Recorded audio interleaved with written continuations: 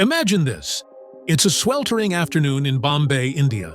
On March 19, 1987, the bustling streets around the iconic opera house are alive with the honks of rickshaws and the chatter of vendors, hawking chai and bhel puri.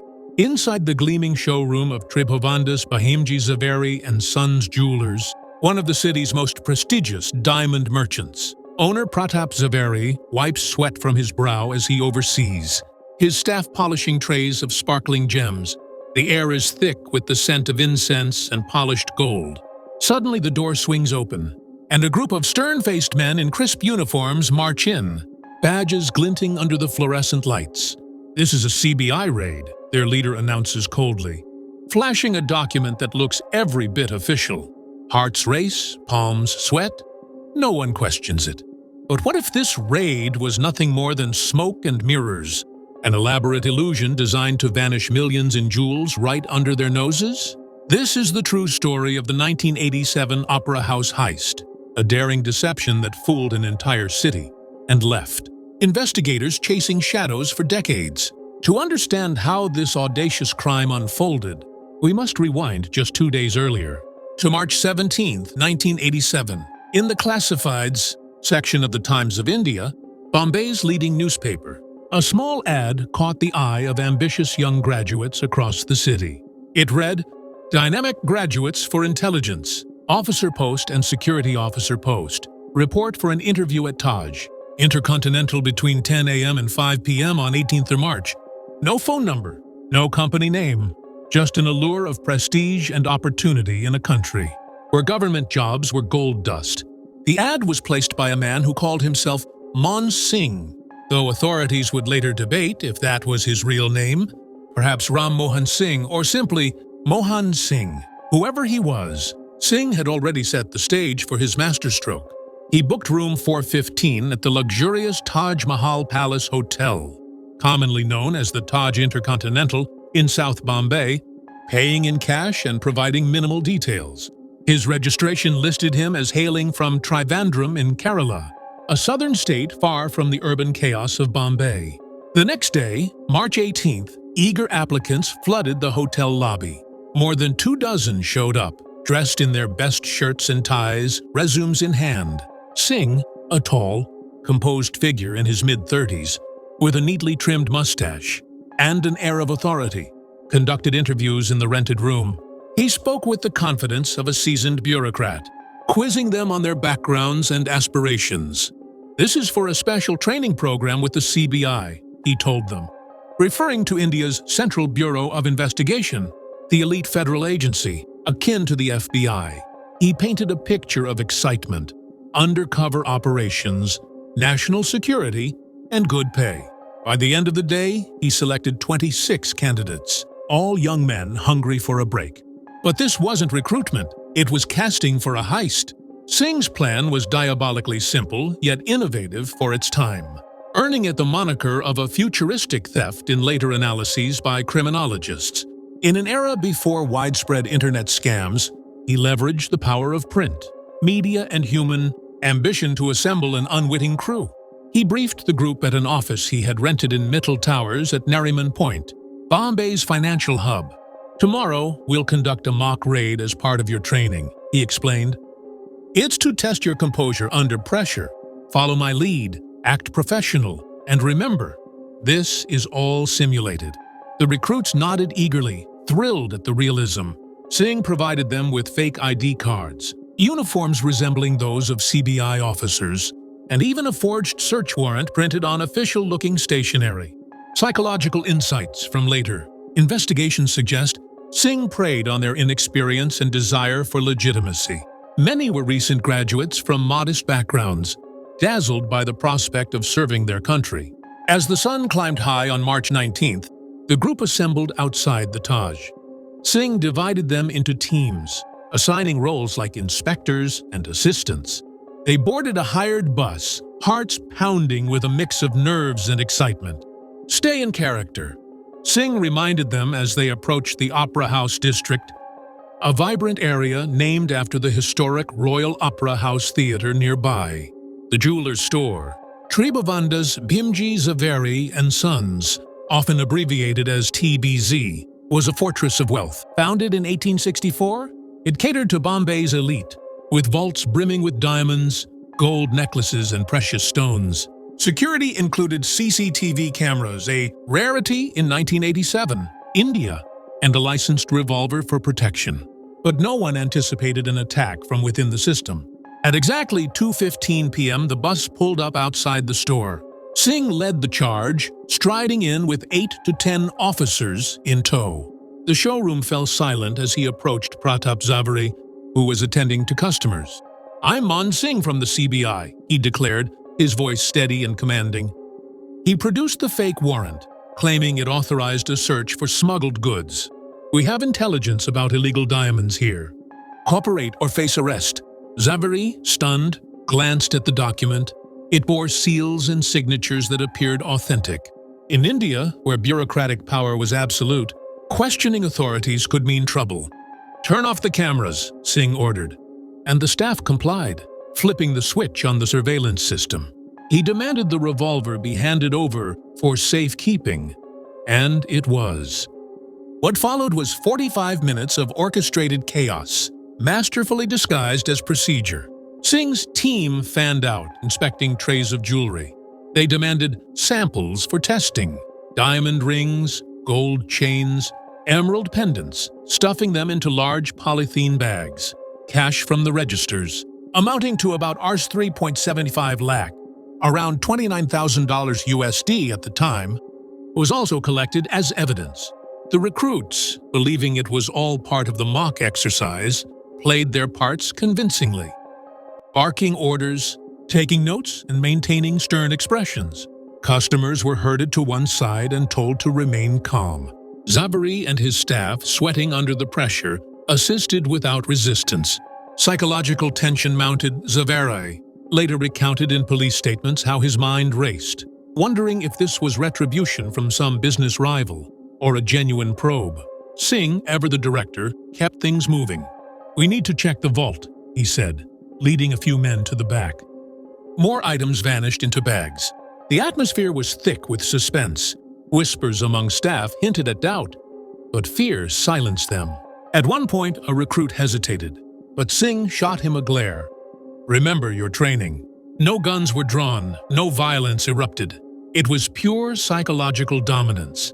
Finally, around 3:00 p.m., Singh announced the raid was complete.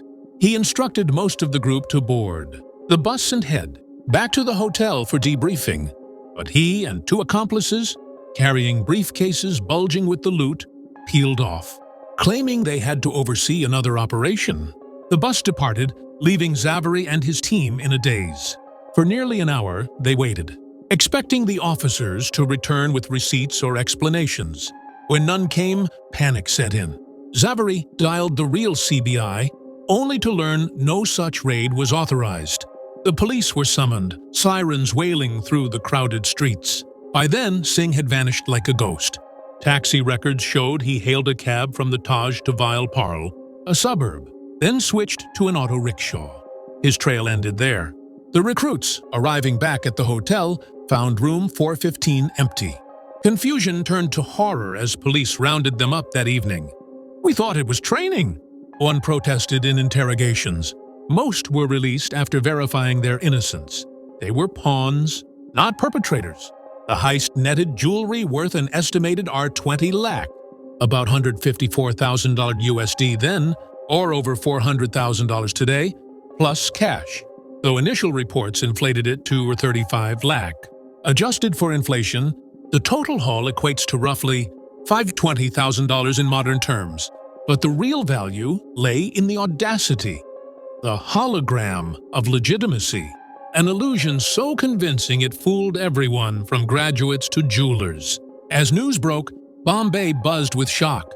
How could such a hoax succeed in broad daylight? Police launched a manhunt, tracing the ad to the Times of India offices. They discovered a dress rehearsal in October 1986, when a similar ad drew 150 applicants to the Taj, but no heist followed. Was it practice? Investigators flew to Tribhovandas, arresting George Augustine Fernandez, a man matching Singh's description, but he proved innocent, a case of mistaken identity. Leads pointed to Dubai, where many Indian fugitives fled, but nothing stuck. Theories swirled. Was Singh a disgruntled ex-intelligence officer? A con artist with international ties?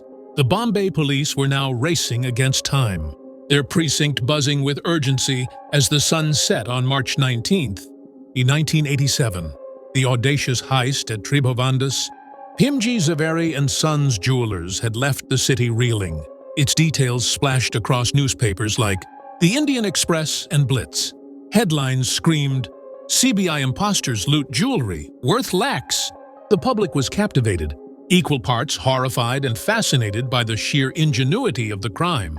How could a man, calling himself Mon Singh, orchestrate such a flawless deception, vanishing with a fortune in diamonds and gold? The trail was growing cold, and the pressure was mounting on Inspector Vijay Kulkarni, a seasoned officer tasked with cracking the case. In the dimly lit police headquarters, amidst stacks of reports and cigarette smoke, he pored over the scant evidence: a forged search warrant, a hotel registration slip, and the stunned testimonies of 26 unwitting recruits.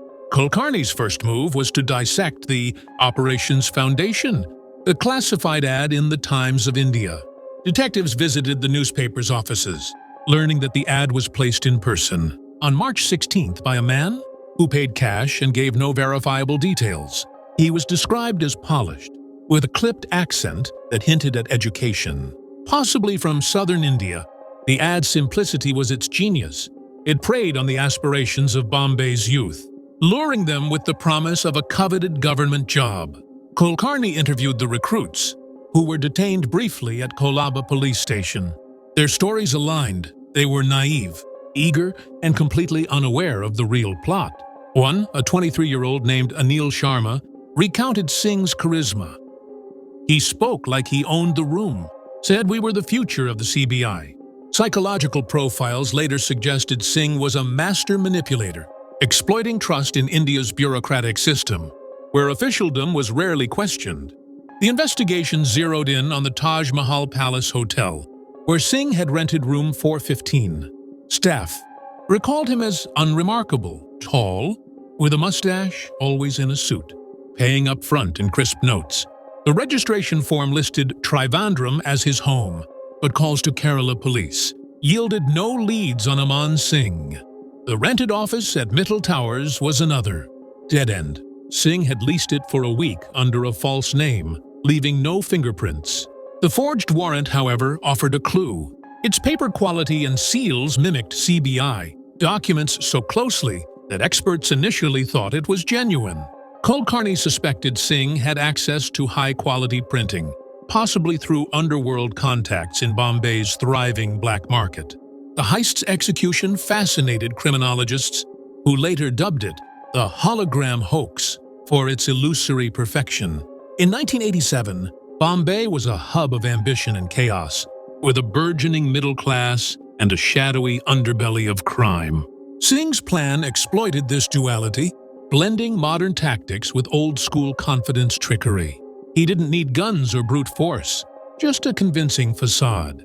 Reports from the time, archived in the Times of India, noted the operation's precision. 45 minutes to loot Rs 20 lakh in jewelry and Rs 3.75 lakh in cash, equivalent to about $520,000 today. The haul included diamond rings, gold bangles, and rare emeralds, items chosen for their portability and high resale value. As days turned to weeks, the investigation widened.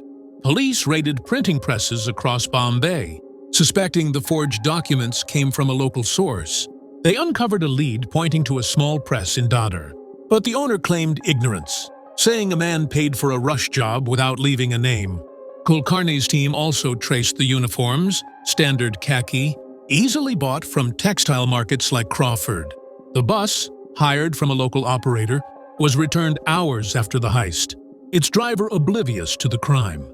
Every detail suggested Singh had planned for months, possibly years, with accomplices who remained invisible. One theory gripped investigators. Was Singh testing his strategy earlier? In October 1986, a similar ad had appeared in the Times of India, drawing 150 applicants to the Taj for CBI training. No heist occurred, but the setup was identical. Interviews, promises, and a charismatic leader. Was this a dry run, or had Singh aborted a prior attempt? Kulkarni leaned toward the former, believing Singh used it to refine his approach. The audacity of repeating the tactic 6 months later spoke to his confidence or arrogance. Desperate for a break, police followed a tip to Trivandrum, arresting George Augustine Fernandez, a man matching Singh's description. Newspapers buzzed with hope. But Fernandez had an airtight alibi. He was in Kerala during the heist. The mix-up fueled speculation that Singh deliberately left false trails, perhaps planting the Trivandrum link to mislead. Another theory pointed to Dubai, a known haven for Indian fugitives in the 1980s. Bombay's underworld had ties to the Gulf, where stolen jewels could be fenced easily. A 1988 report in India Today suggested some of the loot surfaced in Dubai's gold souks, but no arrests followed. The psychological toll on the victims was profound. Pratap Zaveri, in a statement to Midday, described sleepless nights, haunted by how easily he'd been deceived. "They looked so official," he said. "I handed over my gun, my jewels, everything." The recruits, too, faced stigma. Many struggled to find jobs after being linked to the scandal. Despite their innocence, public fascination grew, with street gossip painting Singh as a folk hero, a Robin Hood outwitting the elite. But Kulkarni saw him differently. A cold, calculated figure who exploited trust for profit. Unresolved questions fueled the mystery. Who were Singh's 2 accomplices, seen leaving with the briefcases? Were they part of Bombay's underworld or hired hands like the recruits? Why did Singh choose TBZ, a heavily guarded target? Some theorized a rival jeweler tipped him off, hoping to tarnish TBZ's reputation, but no evidence emerged. The lack of violence was another puzzle. Most heists of the era involved guns or intimidation, yet Singh relied solely on psychology, a tactic ahead of its time. By 1988, the case had gone cold. Kulkarni retired in the 1990s, still haunted by the one that got away. The CBI, embarrassed by the impersonation, offered little comment, though internal memos from the time, later declassified, showed they tightened document protocols. The jewelry was never recovered, likely broken down and sold on the black market. Mon Singh, or whoever he was, remained a ghost. Theories persisted. A former intelligence officer gone rogue, a career con man, or even a foreign operative testing India's vulnerabilities. A 1990 article in the Illustrated Weekly of India speculated he'd fled to Europe, living off the spoils. The Opera House heist remains one of India's most brazen, unsolved crimes, a masterclass in deception that feels ripped from a thriller. Its legacy endures in criminology studies, cited as an early example of social engineering, manipulating human behavior to bypass security. For Bombay, it was a wake-up call, exposing how trust in authority could be weaponized. Even today, locals passing the Opera House district recount the tale with awe, wondering if Mon Singh is still out there, planning his next illusion. The story's unresolved nature keeps it alive. Was Singh a lone genius, or did he have a network? Could he strike again? As recently as 2017, a Times of India retrospective revisited the case, noting that modern scams, like phishing emails, owe a debt to Singh's tactics. For true crime fans, the Hologram Hoax is a tantalizing puzzle, its pieces scattered across a city that never forgets. If you like the content, please subscribe to our channel and press the bell icon for more quality content. Thank you.